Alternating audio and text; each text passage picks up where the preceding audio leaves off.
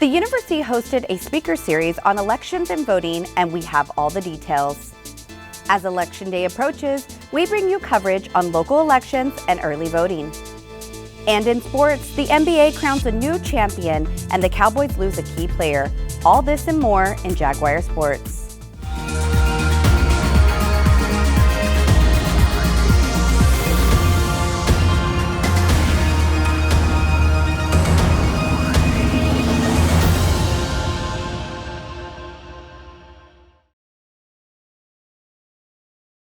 Thank you for joining us. I'm Amanda Barela, and we hope that you enjoy today's view from inside of the Vista Room. We look forward to bringing you the latest in campus and community news. The President's Commission on Equity held a panel at the university to inform students on voting and elections. Our reporter, Katelyn Silva, was there. The President's Commission on Equity hosted a speaker series event on October 8th in the Vista Room at the university. The series had 3 speakers who spoke about equity, engagement, elections, and provided information to students who are planning to vote this year. With the 2020 election coming up on November 3rd, students may find themselves wondering where to get their information from, whether that be from media outlets like Twitter, Facebook, Instagram, or your local news channels. Dr. Amanda Gatewood, adjunct professor for political science, says that it is important to do your research. I always tell my students to check the sources, right? You try to find those sources that aren't, politically backed. They aren't receiving money or support from either of the 2 major parties. States are permitting absentee ballots this election due to the coronavirus. If you plan on voting by mail this year, it is important to know that each state has its own rules for absentee voting.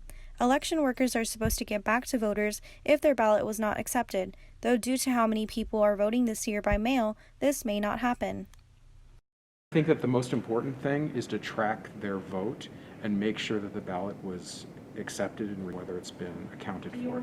If that hasn't happened, you need to take the step to try to vote again, but find out if it's been accepted. Early voting has already begun, as you can see behind me, and lasts until October 30th. Texas A&M University-San Antonio will be a polling site on Election Day, November 3rd. For more voting information, you can visit votetexas.gov. Reporting for Enlace, Katelyn Silva. El Espejo A&M San Antonio's magazine is a finalist for the Pacemaker Award in the Best Magazine category. The cover story on the history of pandemic is also a finalist for the Best COVID story. The Pacemaker Award is an annual competition from the Associated College Press. There are 28 finalists representing 16 states. On October 6th, students were able to write a special message on the CAP courtyard to show their appreciation for their teachers. The Chalk the Walk event was held in honor of World Teachers Day. Chalk was provided for students to grab and leave colorful appreciation messages to the past, current, and future teachers. Dr. Melissa Joswick says that she remembers the teacher who pushed her to become a better student growing up. I had a teacher in 5th grade, and her name was Joanne Floyd. And she was funny and silly. She was hard. I mean, there were times where she would say, Melissa, your handwriting looks like wet spaghetti. But it helped me think about, things I could do better in school. And because she had sort of that funny, humorous approach, I could do that. And I could push myself to work harder and be stronger as a student. And so Joanne Floyd was the teacher that I remember most. Dr. Joswick also said that it is very important for the university to support teachers, especially in this challenging time through the pandemic. The university also showed their appreciation to teachers by lighting up the buildings blue on October 5th. Texas A&M San Antonio honored the traditional Colombian Kite Festival in celebration of Hispanic Heritage Month. Our reporter Robby Chavez was there to bring us more. Here at Texas A&M San Antonio today, where we have the Kite Festival going on behind us. The Kite Festival is modeled off of the Colombian Kite Festival, which pays homage to Hispanic Heritage Month. We got a couple of people out here. We got great weather, so let's go over to Emily, who lets us know what is going on campus and how long the Kite Festival is going on. Yes, so today we're doing the Kite Festival as an event for Hispanic Heritage Month. And in Colombia, we did our research and we found out that they have a Kite Festival every year. So we wanted to bring it to Temusa for our first ever time. And we've had a few people come and students are enjoying it so far. The weather was beautiful and it was great to see the kites go up in the air and represent Hispanic Heritage Month. Our very own Brianna Olvera was also out taking pictures and enjoying the show. On this day, kites meant so much more than just leisure time, but also representation of our local culture and how Texas A&M supports our causes. We also had DJ O Tevin spinning the hits and turning the campus into a festive atmosphere. Robby Chavez, Enlace. When we come back, we bring you the latest in early voting as well as an insight from local political candidates.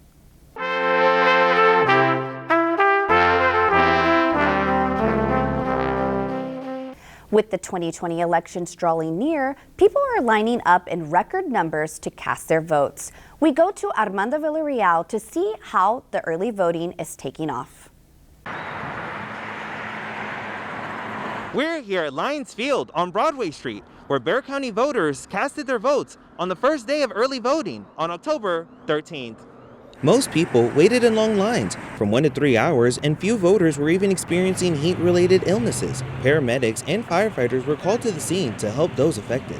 Leticia Vandepew, a retired lawmaker for 25 years, says every vote counts, and your vote can be that one vote that decides who wins the election. Today's early voting is important, and it's a sign that people are engaged and that they care about this country. And it's quite frankly, from talking to the voters here, a sign that they are not pleased with the administration of Donald Trump, and they want a change. They are here, they're going to stay here all day. They're urging their family and friends to change the course. A group of women showed up to the polling site dressed in judge robes and crowns to encourage more people to vote. So the women who've come out today in celebration of not only the 19th Amendment and it being ratified, giving women the right to vote, but also celebrating the legacy of Ruth Bader Ginsburg. She was a queen of the court. She is a legacy, and to be able to honor her in this way is just beautiful. Justice Rebecca Martinez, running for Chief Justice, says she's glad to honor the life and legacy of Supreme Court Justice Ruth Bader Ginsburg, who died at age 87. Please come out and vote and join us seeking justice, keeping us alive in honor of my mentor, Justice Ruth Bader Ginsburg. May she rest in peace. But she's here with us in spirit, guiding us to make sure that we transcend what has been encapsulated in we the people. Fair and equal justice for all. The first day of early voting yielded more than 33,000 ballots from in-person voting, according to the Bexar County Elections Department. I'm Armando Villarreal, Enlace. Continuing with our election coverage, our very own Armando Villarreal covered a drive-through event where local community members got to interact with political candidates. Thank you, Amanda. So we're here in the north side of San Antonio, where the Bexar County Democratic Party hosted a Victory 2020 drive-by. On October 11th, we spoke with Chairwoman Monica Alcantara about this event. We have many candidates that are running out on the north side, and so we've been having these sign giveaways for the last 2 weeks, and we've been actually trying to give these signs away in different parts of San Antonio. And so right now we're on the north side, hoping to give all these signs. Locals had the opportunity to meet with 4 Democratic nominees. Wendy Davis, a former state senator who led a 13-hour filibuster to block a bill restricting abortion rights in Texas, is currently running for United States Congressional District 21. Christine Hortick, a San Antonio native and attorney who's running for Bexar County Commissioner, Precinct 3. Selena Montoya, a community leader running for Texas State District 121, and Claire Barnett, an educator also running for Texas State House, but for District 122. Here from the north side, I'm Armando Villarreal. Back to you, Amanda. Also at this event, 4 Democratic candidates spoke with Enlace on ongoing political issues. Several people drove by to interact with Democratic candidates, and the Bexar County Democratic Party is encouraging everyone to express their right to vote, no matter who they're voting for. Christine Ortick says if elected, the first thing she would like to do is get involved with Precinct 3 residents, be accessible, and focus on resident needs within the community. Commissioner's Court is a political body or an elected position that's generally been held by men. this entire time. There's only been 2 women who have ever served on the court before. There's never been a Latina on the court, and so there's a little bit of pressure sometimes, being that I could be the first woman to represent Precinct 3, but I'm glad that I've done it. It's been so much fun. I've met a lot of people, and I'm ready to get early voting underway. Wendy Davis says one of the most important issues for her is public education and helping Texans fulfill their dreams through education. I was raised in an undereducated family. My mom was a single mom who had only a 9th grade education. I was a single mom. I had a daughter when I was only 19.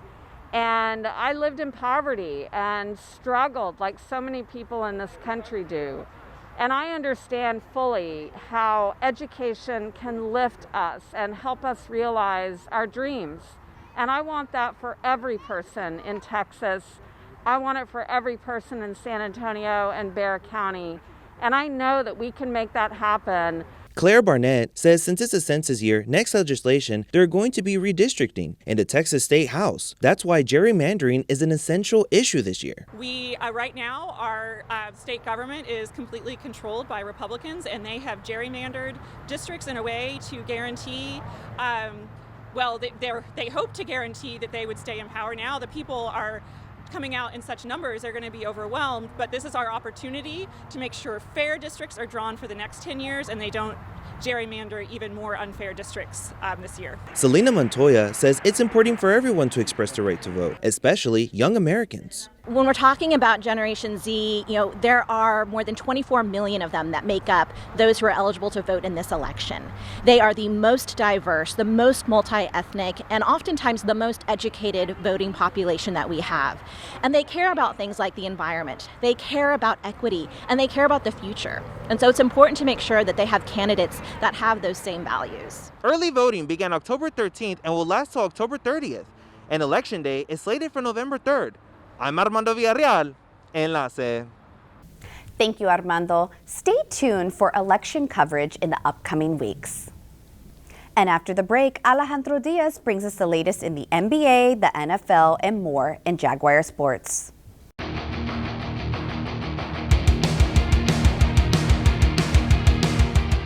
Buenas y bienvenidos a Jaguar Sports. Los saluda su amigo Alejandro Díaz, listo como siempre para traerles lo mejor de la acción deportiva de esta semana. Pitazo inicial y arrancamos con lo que se vivió en la burbuja de Orlando, donde los Lakers de Los Ángeles se coronaron campeones de la NBA luego de derrotar al Heat de Miami por 106-93 en el sexto juego de las finales. Con el título, los Lakers hicieron historia al sumar su trofeo número 17 de campeones de la NBA, empatando así el récord de los Celtics de Boston. Por su parte, LeBron James fue nombrado el jugador más valioso de la serie final al promediar 29.8 puntos, 11.8 rebotes y 8.5 asistencias, siendo así su cuarto MVP de las finales en su carrera. Felicitaciones a los Lakers y de seguro un buen homenaje para recordar al gran Kobe Bryant. Cambiamos la duela de la NBA por el césped de la NFL, en donde los Cowboys de Dallas se midieron ante su rival divisional, los Gigantes de Nueva York. El equipo de la Estrella Solitaria se llevó la victoria 37-34, pero fue con sabor agridulce. Y es que la noticia del día fue la lesión de Dak Prescott, mariscal estrella de los Cowboys, quien sufrió una fractura y dislocación de su tobillo derecho, lo que pone fin a su temporada. Un duro revés para Prescott, que venía produciendo una de sus mejores temporadas con el equipo de Dallas. Prescott pasó por el quirófano de manera exitosa esa misma noche y ahora tendrá que esperar entre 4 a 6 meses para su recuperación. Pasamos ahora al césped del Toyota Field, donde el San Antonio FC cayó eliminado en los cuartos de final de los playoffs de la Conferencia del Oeste de la USL por la mínima diferencia a manos del New Mexico United. El gol del equipo visitante llegó al minuto 101 ya en el tiempo extra para darle el triunfo agónico y el pase a semifinales al equipo de New Mexico. Un trago duro de pasar para el equipo de Alen Marcina, que venía de hacer una de las mejores campañas en la historia del club, en la que lograron una racha de 11 partidos invictos y además lideraron su grupo con 33 puntos y 30 goles. Una lástima que los rojinegros no hayan podido llegar más lejos. Y para terminar, este viernes se llevó a cabo una de las rivalidades más grandes del fútbol americano de preparatoria entre los Cardenales del Southside y los Bulldogs de Somerset. Robby Chavez nos trae más de este juego, más conocido como la batalla de la 1604. I'm out here at Southside High School. We got a huge rivalry game going on between the Southside Cardinals and Somerset Bulldogs. They are located within 5 minutes of each other down 1604, and they'll be battling over the Battle of 1604 trophy, which is given out annually to the winner of the game. On this night, however, it would be all Southside. In one of the plays of the year so far, Southside quarterback Richie Torres picks up a bad snap, scrambles to the right, and makes an impossible throw across the body to Zenobio Ortiz for the touchdown. Later on, Caleb Camarillo, wearing number 81 instead of the famous number 7, takes it to the house, and Southside wins it 33-0.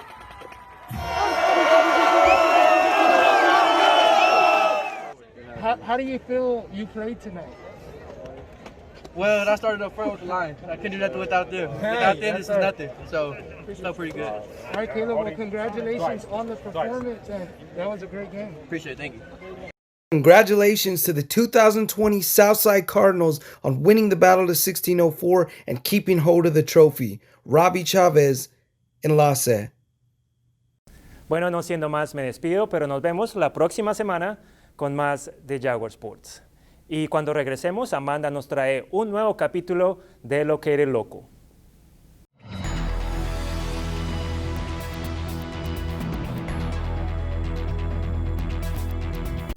Looking for a pumpkin patch or other Halloween activities? Enlace has you covered. The pumpkin patches are here. These are just a few local locations in San Antonio for photo ops with friends and family. Good news is both locations are pet friendly, so bring your furry friends to join the fun. In this week's episode of Located Local, we feature an upscale lounge and venue where you can find just a little bit of everything.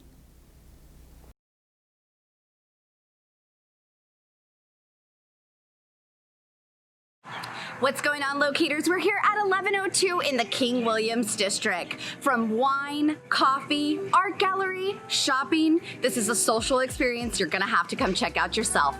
Let's take a look. 1102 is located at 1102 South Alamo Street. This is more than just a retail spot in the historic district. 1102 offers a safe, social distancing space to enjoy art, yoga lessons on the lawn, and escape from everyday life. We spoke to owner Carlos Platero Jr. about his passion for fine dining food, drinks, and his love for art. All this pieced together is what brought inspiration into creating 1102. The inspiration of 1102 came out of a little bit of a childhood dream, as well the current condition we're living in, where we all are with COVID and the current situation and climate. A little bit of everything, also the way I moved into the city, the way I came into the city. And I think that all of that became the inspiration of 1102. His artistic sensibility, community inclusion, and connection to the Latin culture is what guides his vision. I'm going to continue to build off this vision. I think this is a coming together of the community, the coming together of my dreams, dreams of others, and the support of everyone around me, from those that work alongside with me and those that I sponsor and those that I bring into this facility. Platero's coffee expertise comes from the familia's deep root as coffee plantation owners, along with family recipes, in-house eats and treats from local bakeries and restaurants. 1102 puts a unique spin on its venue. The bonus is the soothing, upscale atmosphere. For Enlace, Amanda Barela. Thank you for joining us on this episode of Enlace. Make sure to follow us on social media for all of our latest coverage and behind-the-scenes looks. Until next time, take care.